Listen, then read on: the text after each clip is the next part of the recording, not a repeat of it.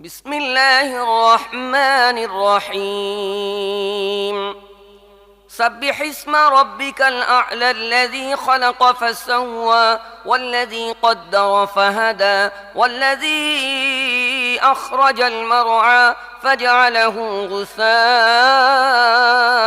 أحوى বিসমিল্লাহির রহমানির রহিম।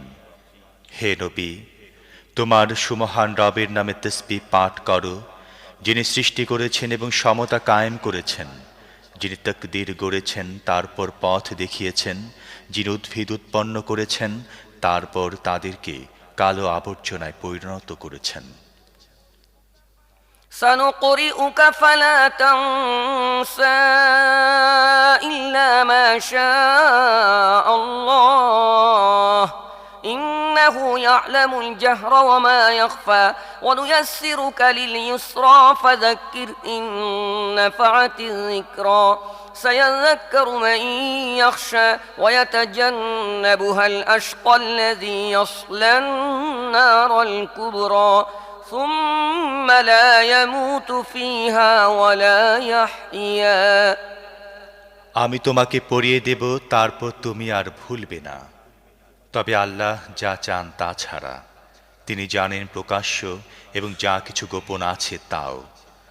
আর আমি তোমাকে সহজ পথের সুযোগ সুবিধা দিচ্ছি, কাজেই তুমি উপদেশ দাও যদি উপদেশ উপকারী হয়।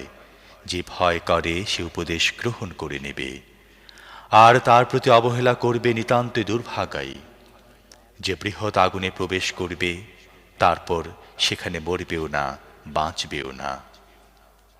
قد أفلح من تزكى وذكر اسم ربه فصلى بل تؤثرون الحياة الدنيا والآخرة خير وأبقى إن هذا لفي الصحف الأولى صحف إبراهيم وموسى সে সফল কাম হয়েছে যে পবিত্রতা অবলম্বন করেছে এবং নিজের রবের নাম স্মরণ করেছে, তারপর নামাজ পড়েছে।